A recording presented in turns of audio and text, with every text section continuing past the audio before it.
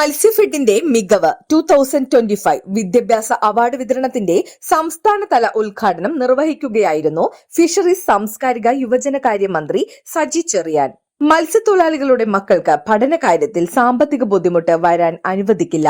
മത്സ്യത്തൊഴിലാളികളുടെ 2 കുട്ടികൾ സർക്കാർ ചിലവിൽ വിദേശത്ത് പഠിക്കുന്നത് തന്നെ ഉദാഹരണമാണെന്നും തൊഴിൽ തീരം പദ്ധതിയിൽ 25,000 പേരെ വിവിധ തൊഴിലിന് തക്കവിധം സജ്ജരാക്കുമെന്നും മന്ത്രി പറഞ്ഞു. 90 ലക്ഷം രൂപ പ്രത്യേകമായ പദ്ധതിക്ക് അത് ഉൾപ്പെടുത്തി ഞാൻ അഭിമാനത്തോടെ പറയുന്നു. 3-ാം വർഷമാകുന്നു. 2 കുഞ്ഞുങ്ങൾ യൂറോപ്പിൽ മീൻ പിടിക്കാൻ പോയവരുടെ മക്കൾ ഈ സംസ്ഥാനത്ത് നിന്ന് പോയി ഉന്നത വിദ്യാഭ്യാസം ചെയ്യുന്ന ഒരു കാലം കേരളത്തിൽ ഉണ്ടായിരിക്കുന്നു എന്ന കാര്യം അഭിമാനത്തോടെ പറയുന്ന കാര്യം. ഞാൻ പറയുന്നു പോണോ വിടാം, നന്നായി പഠിച്ചോ. MBBS എഞ്ചിനീയറിംഗ് പ്രൊഫഷണൽ കോഴ്സ് എന്താ കേരളത്തിൽ നമ്മളിപ്പോ 5 വർഷം 54 കോടിയാണ് നമ്മൾ ചെലവാക്കുന്നത്. ഇതിലൂടെ 100 കണക്കിന് കുട്ടികളെയാണ് പ്രൊഫഷണൽ കോഴ്സിലേക്ക് പോകുന്നത്. ഇപ്പൊ നമ്മൾ കാണേണ്ട ഒരു പ്രശ്നം, ഏതാണ്ട് 90ഓളം കുട്ടികൾ ഇപ്പോ MBBS നമുക്ക് അവർക്ക് പരിശീലനം, നീറ്റ് എക്സാം എഴുതാനുള്ള 1 വർഷത്തെ പരിശീലനം കൊടുത്ത്, അല്ലെങ്കിൽ എഞ്ചിനീയറിംഗ് പരിശീലനം കൊടുത്ത്, പ്രൊഫഷണൽ കോഴ്സ് പരിശീലനം കൊടുത്ത് പഠിപ്പിച്ചത് 90ഓളം കുട്ടികൾ. എന്നാൽ ഈ വർഷം കണ്ട ഒരു പ്രത്യേകത, നമ്മൾ ഇതിലേക്ക് കൂടുതൽ കോൺസെൻട്രേറ്റ് ചെയ്തപ്പോ ഈ വർഷം 26 കുഞ്ഞുങ്ങൾക്ക് MBBS നീറ്റ് പരീക്ഷയിൽ അഡ്മിഷൻ കിട്ടി. കേരളത്തിലെ വിഷയമാണ് ഈ വർഷം. അപ്പോ ഇത്രയും നാളത്തെ എക്സ്പീരിയൻസ് കൊണ്ട് 90 ആണെങ്കിൽ ഈ വർഷം മാത്രമേ എഴുതുക, അടുത്ത വർഷം അപ്പുറം.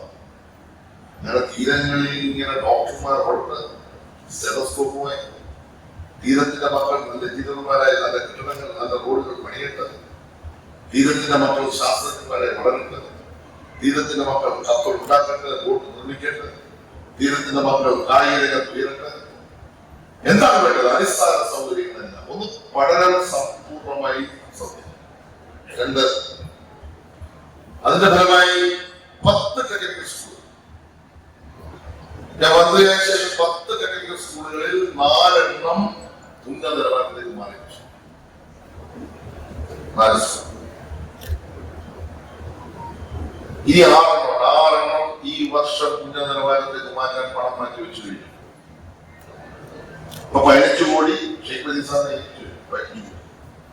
വേറെ ഒരു 25 കോടിയുടെ കണ്ടെത്താൻ ശ്രമത്തിലാണ്.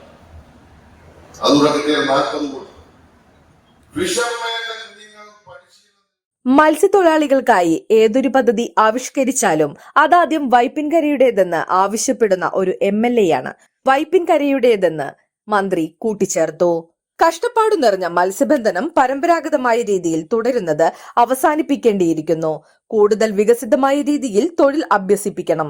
കൂടുകൃഷി കർഷകരുടെ പ്രശ്നങ്ങൾ പ്രത്യേകം പരിഗണിക്കുമെന്നും മന്ത്രി സജി ചെറിയാൻ പറഞ്ഞു.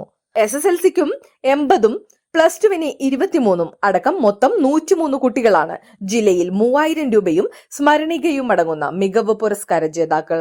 സംയോജിത ആധുനിക നായരമ്പലം മത്സ്യഗ്രാമം പദ്ധതിയുടെ നിർമ്മാണോദ്ഘാടനവും ഓട്ടോ കിയോസ്കുകളുടെ വിതരണം, ദേശീയ തലത്തിൽ മികച്ച FFPOക്കുള്ള അവാർഡ് ലഭിച്ച ഞാറക്കൽ നായരമ്പലം മത്സ്യത്തൊഴിലാളി വികസനക്ഷേമ സംഘത്തെ ആദരിക്കലും ഇൻഷുറൻസ് ധനസഹായ വിതരണവും മന്ത്രി സജി ചെറിയാൻ നിർവഹിച്ചു. KN ഉണ്ണികൃഷ്ണൻ MLA അധ്യക്ഷത വഹിച്ചു. കൂടുമത്സ്യകൃഷി ചെയ്യുന്നവർക്ക് ഇൻഷുറൻസ് പരിരക്ഷ ലഭ്യമാക്കാൻ ഫിഷറീസ് മന്ത്രി ഇടപെടണമെന്ന് അദ്ദേഹം അഭ്യർത്ഥിച്ചു. കൂട് കർഷകർക്ക് പുഴയിലെ വിഷാംശത്തെ തുടർന്നുണ്ടായ നഷ്ടം പരിഹരിക്കപ്പെടണം. വിജ്ഞാനാധിഷ്ഠിത സമ്പദ് വ്യവസ്ഥ സാധ്യമാക്കാൻ മികവ് 2025 വഴിയൊരുക്കുമെന്നും അദ്ദേഹം പറഞ്ഞു. Matsyafed MD doctor P Sahadevan report അവതരിപ്പിച്ചു.